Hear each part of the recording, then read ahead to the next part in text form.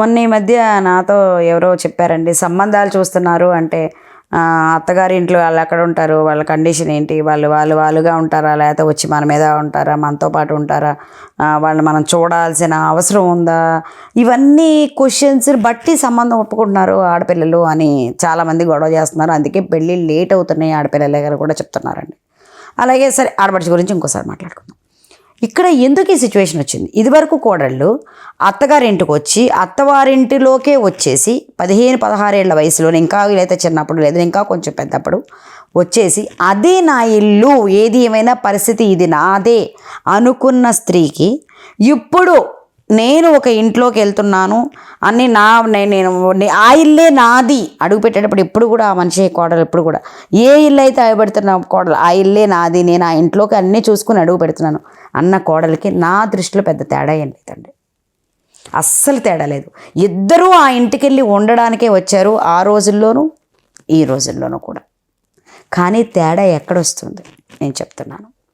మీరు ఆ రోజుల్లో నాకు 60-70 ఏళ్ళ క్రితం వరకు నేను విన్నానండి ఇవన్నీ, తెలుసు. మా ఫ్యామిలీలో చెప్పుకునేవాళ్ళు అనమాట. నానమ్మ వచ్చినప్పుడు ఇలాగా, పెద్దమ్మ వచ్చినప్పుడు ఇలాగా.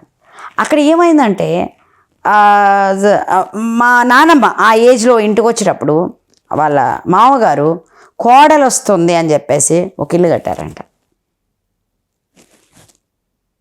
కోడలు కన్వీనియన్స్ అక్కడ చూశారు వాళ్ళు. కోడలు ఇంట్లో ఉండాలి అని ఆశించారు వాళ్ళు.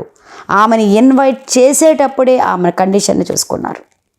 కోడలు కన్వీనియంట్గా ఉండాలి కొడుకుతో అంటే ఒక ఇల్లు కట్టాలని కట్టారు. వాళ్ళ స్టేటస్ కాదు, ఆలోచన నేను చెప్పేది. తర్వాత నెక్స్ట్ జనరేషన్కి వచ్చేటప్పటికి అప్పుడు మన టాయిలెట్స్ అంత ఉండేవి కాదు. నెక్స్ట్ జనరేషన్లో మా పెద్దమ్మ వాళ్ళు వచ్చేటప్పటికి టాయిలెట్ కట్టించారంట తాతగారు.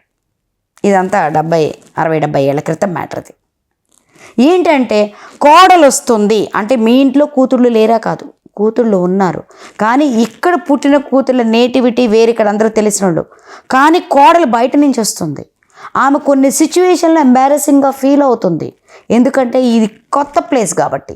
ఇక్కడ అడ్జస్ట్ అవ్వడానికి మన కోడలు మన ఇంట్లో ఉండి అడ్జస్ట్ అవ్వడానికి వాళ్ళు టాయిలెట్స్ కన్స్ట్రక్ట్ చేశారు. నాకు తెలుసండి, నేను చూశాను, విన్నాను. ఇది టాయిలెట్ కన్స్ట్రక్ట్ చేశారు.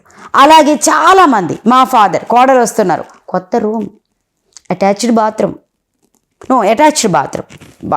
బెడ్రూమ్కి అటాచ్డ్ బాత్రూమ్ 25 years బ్యాక్. ఎందుకు ఇలాగా అంటే వాళ్ళ కన్వీనియన్స్. అంటే ఇక్కడ ఏం చూశారు, అక్కడ ఉన్న కోడలు మన ఇంటికి వచ్చినప్పుడు ఇబ్బంది పడకుండా మనకి చేయాల్సిన పరిస్థితి. ఇంత స్లోగా ఎక్స్ప్లెయిన్ చేస్తున్నానని ఏమనుకోకండి, పరిస్థితి అర్థం అవడం కోసం చెప్తున్నాను నేను. చేశారు అంటే ఏంటి, ఇక్కడ నేను చెప్పిన 3-4 ఎగ్జాంపుల్స్లో కూడా వాళ్ళల్లో ఎవరు కూడా కోడలు వచ్చి కన్వీనియంట్గా ఉండాలి అని ఆలోచించారు. Is it right are not? But ఎప్పుడు నేను చెప్తున్నాను, ఎంతమంది కోడలు వస్తుంది అని ఈవెన్ 3 bedroomలో మారడానికి ట్రై చేస్తున్నారు. Good good good good. కోడల కోసం, అమ్మ నీ కోసం మేము బెడ్రూమ్ మారాము, నీకు కన్వీనియన్స్ కోసం. Yes, we are giving that respect. ఆ కోడల కన్వీనియన్స్ ఇస్తున్నాం. లేదు, ఆమెకు కావాల్సింది ఏదో ఇంకోటి క్రియేట్ చేస్తున్నాం. చాలామంది నేను చూస్తాను, పెళ్ళైతే 2 bedroom నుంచి 3 bedroomలకు మారుతారు. మా అబ్బాయి పెళ్ళైతే ఉండడం కష్టం. నిజంగా హ్యాట్సప్ టు అటువంటి పేరెంట్స్ ఇప్పుడు కూడా ఉన్నారు. కానీ ఇంకా కొంతమంది పేరెంట్స్ ఉన్నారు, మా ఇంట్లో ఉంటుందా పెడద్దా, ఎన్ని రోజులు ఉంటుంది, మహా అయితే నెలకో రోజు 2 రోజులు, దానికోసం మేము 3 bedroomలోకి మారాలేంటి? ఇది కరెక్ట్ కాదు. మనం మన కోడలికి ఎంత రెస్పెక్ట్ ఇస్తాము అంటే ఏంటి, తన కన్వీనియంట్గా ఈ ఇంట్లో ఉండడానికి, తన ఇంట్లో అడుగు పెట్టినప్పుడు మనం ఎంత కన్వీనియంట్గా ఆ మనిషికి రెస్పెక్ట్ ఇస్తామో, రేపు నువ్వు ఆ ఇంటికి వెళ్ళినప్పుడు అయ్యో మా అత్తమ్మ ఇక్కడ పడుకోలేదు, లేదా మా అత్తగారు ఇక్కడ పడుకోలేరు, మా అత్తగారు ఇలా చేయలేరు, లేదా మా మామగారు ఇక్కడ ఉండలేరు అని కోడలు ఆలోచిస్తుంది. ఇక్కడ ఎప్పుడైతే ఏంటి మన ఇంటికి వచ్చే కోడలు ఎట్లుంటే మనం అలాగే ఉండాలని అహంకారాలు నేను చూశాను, ప్రాక్టికల్గా నేను చూశాను. వాళ్ళకి రేపు కోడలు అహంకారంగానే ప్రవర్తిస్తుంది, డెఫినెట్గా అహంకారంగానే ప్రవర్తిస్తుంది. సో ఇక్కడి నుంచి బేస్ అవుతాయండి రిలేషన్స్ ఎప్పుడు కూడా. ఇక్కడ నుంచి ఒక అత్త కోడల మధ్య రిలేషన్ బేస్ అవుతుంది. అవును, నువ్వు కోడలు వచ్చినప్పుడు కోడలకు కన్వీనియంట్గా ఉండడానికి నువ్వు అరేంజ్ చేసావు అనుకో, రేపు పొద్దున కోడలు నువ్వు కన్వీనియంట్గా ఉండడానికి అరేంజ్ చేస్తుంది. ఏదోలే మేము చోట ఉన్న చోట తను ఉంటుంది, ఎందుకు ఉండదు అని అహంకారం పోతే రేపొద్దున ఏదోలే నేను తినేది ఇష్టమైతే తింటుందో లేకపోతే పొద్దున కోళ్ళ. నాకైతే పెద్ద తేడా ఏం అనిపించలే.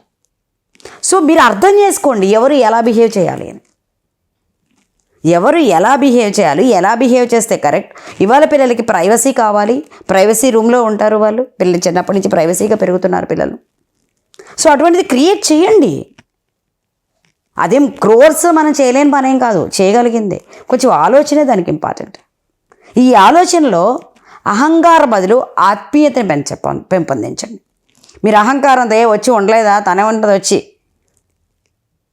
అనే అత్తగారులాగా వచ్చి ఉండొద్దా అనే అత్తని నేను చూశాను ఈ జనరేషన్లో, ఈ 1 yearలో నేను చూశాను.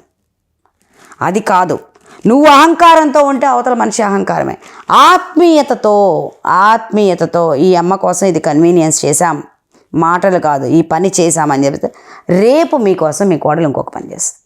ఫస్ట్ ఆఫ్ ఆల్ ఎవరైనా సరే ఇటువంటివే మీకు ప్రీ మ్యారిటల్ మీడియేషన్లో మేము చెప్తూ ఉంటాను, ప్రీ మ్యారిటల్ కౌన్సిలింగ్స్లో నేను ఫస్ట్ చెప్తూ ఉంటాను. ప్రాబ్లం మీ 2 ఫ్యామిలీస్ కూర్చొని మాట్లాడుతున్నప్పుడు నాకు అర్థమవుతుంటుంది. మాకు మీడియేటర్కి కానీ కొంచెం ఎక్స్పీరియన్స్ ఉన్న కౌన్సిలర్కి కానీ లాయర్కి కానీ అర్థమవుతుంది.